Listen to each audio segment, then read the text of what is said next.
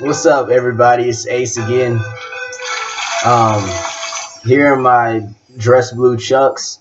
The reason I'm dressed like this is because it's actually the Marine Corps' birthday today. So I just got back from this pageant and this cake cutting ceremony. I'm really disappointed because I thought I was gonna be the youngest Marine at the cake cutting ceremony, but it turns out like I'm a good like year and a half older than the youngest dude who was there. So I didn't get any of the cake, so that sucks. But I decided to make this video right now because I'm gonna wait for a while before the line at the chow hall goes down a little bit, because everybody and their mama is going to the same damn chow hall to get some lobster and some steak and some cake. And I'm not about to just stand outside waiting for like 100 people in front of me to get their food before me. Honestly, I think I'm gonna go to Extreme Pita because they serve some healthy shit down there, I've heard, and I saw my instructor eating it yesterday, and it inspired me to get some. And I'm trying to eat healthy as I can. Question: how obvious is it that this is a clip-on tie? I just can't seem to tie ties correctly, so I be rocking the clip-on, but it seems pretty fucking obvious. It's fucking up my collar. But anyway, this is not what this video is about. This video is about my new plan for the next year. Well, it's gonna be about a year. It's gonna be up until my 20th birthday. I'm gonna do this. I've got like two main goals. Well, I've got one main goal, and then I have a secondary goal, and then there's a tertiary goal that will make the secondary and the primary goal so much easier to accomplish. And the tertiary goal is for me to completely master my state of mind, be in complete control of my thought process 24/7, be able to think nothing but positive thoughts, and just radiate confidence and positivity, and just have an uplifting, cheerful kind of vibe to me at all times. Completely stress-free and just relaxed. And I know that if I can achieve that, I mean, I already do a pretty good job of it now, but it's not completely consistent. Like life gives you ups and downs, and sometimes, like I could go from being really high-minded to like down here based off of the situation. But I feel like if I can just completely overcome that and just be up here all the time, no matter what life throws at me, it'll make everything so much easier. Because I mean, I've been making progress what I've been doing, but it could be so much better. So here's my plan for doing that. I ordered like 4 different self-hypnosis books. I've been working with self-hypnosis for like a year now, but I haven't been doing it consistently. Like I just do it. I would do it sometimes. Like for instance, if I was gonna go to a party and I was planning on taking a girl home from that party, I would use like a great party script to use. So I'd be like in that, that whole party vibe, going in like, yo, what's up, everybody? Blast everybody at beer pong and shit, be the first one dancing and stuff. But I would never do that like every day. But I just, after learning a little bit about psychology and, the addiction process and what it takes to make something a habit and stuff like that, I realized that hypothetically, if I were to take a specific hypnosis script and do it every single day for 21 days straight, it would begin to become a habit, and it would begin to get really lodged in my subconscious mind. But what if I took it further than that? What if I took it all the way to the 90-day mark every single day, reinforcing this same message? And I'm planning on doing it as soon as I wake up in the morning and then before I go to bed. If I do that for 90 days straight, it would become an actual like part of me, like one of my core memories. It would change my whole belief about that aspect. Like it would become a permanent idea in my brain. So let's say I was to hypnotize myself to be stress-free every single day for 90 days straight. Theoretically, I would never become stressed out again. For me to become stressed out again, I would have to go under that same type of like mind control in a sense, but for me to receive feelings of stress, and that would have to continue for like 21 days. It would have to be an extremely stressful experience for me even to feel stress. But chances are, I'd be pretty resistant to it because part of the script would be, no matter what I'm faced with, I will not become stressed. So I'm thinking that if I were to do that for like 90 days straight,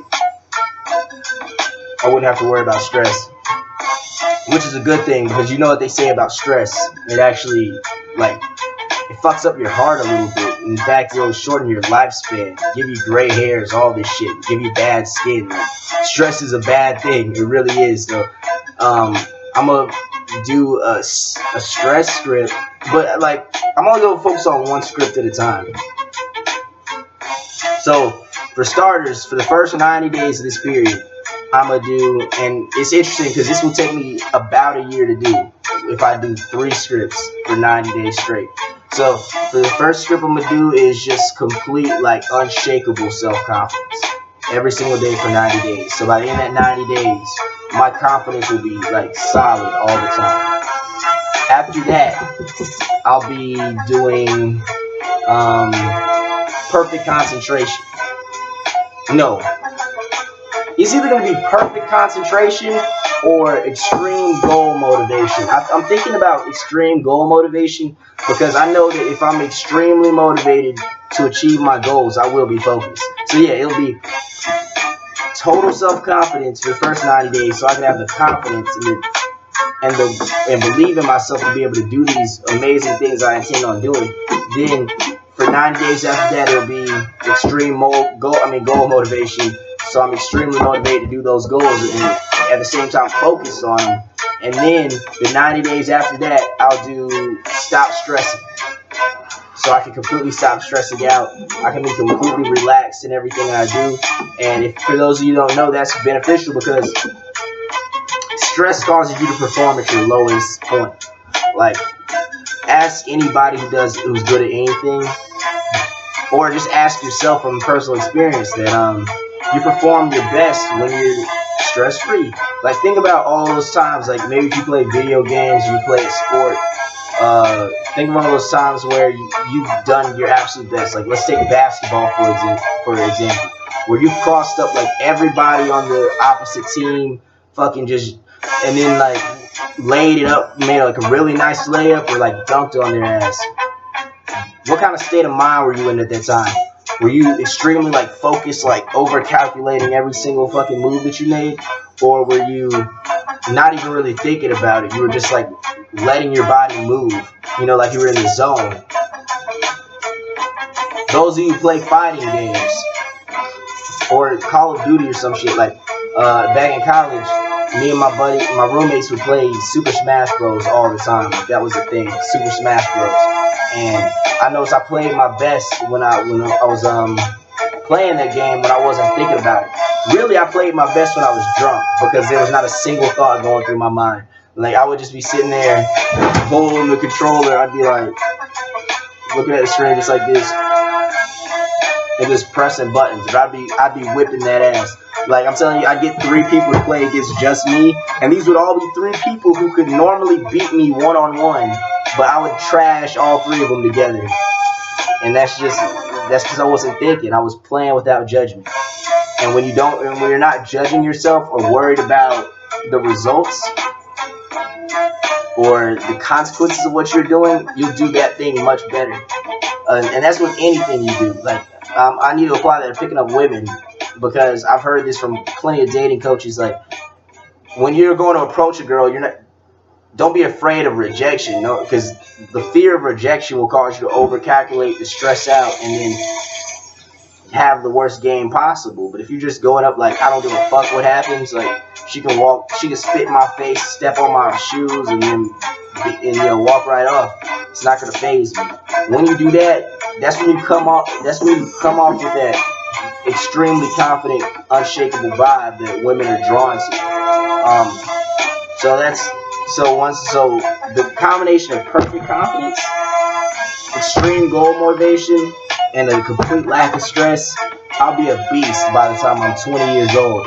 And for those of you who don't know, 20 is actually when you're biologically an adult. Like 20 years old is a grown, you're the grown man or grown woman when you turn 20. So it'll be the perfect time for me to perfect my inner game by the time I'm 20.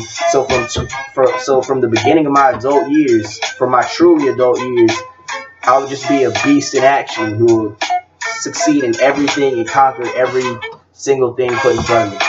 And I'm really looking forward to it. But the key is patience, because a lot of things motivate me, and I'm gonna make another video about what that is. But sometimes I'm tempted to rush through things. Like I'm like, man, fuck that. Why would I want to put the goals that I want to work on hold for an entire year just to work on my mindset? I still feel that way sometimes, but I gotta keep my eyes on the prize. Setting my mind up for success will make setting my body up and everything else up so much easier for me. So I know that this is the right decision to make, and it'll be easier if I'm just focusing on my mind for this year, because then I'll get more done. You know what I'm saying? Like if I were doing this inner game shit alongside with my other goals, I would just have way too much to deal with, and I'd barely get anything done in any of those areas after an entire year. But if I spend an entire year on just my inner game will be rock fucking solid by the end of the year. Sure, I wouldn't have progressed with my other goals, but after this year is over, well, by the time it's my 20th birthday, I'll have perfect inner game, and I'll be able to move on and focus on my other goals and devote my full attention to them. And also, right now, I need the time to pass my classes and stuff so I can get my MOS and shit. So it would help that I'm just focusing on my inner game and passing the classes. It just makes sense. So yeah, that's pretty much it for this video.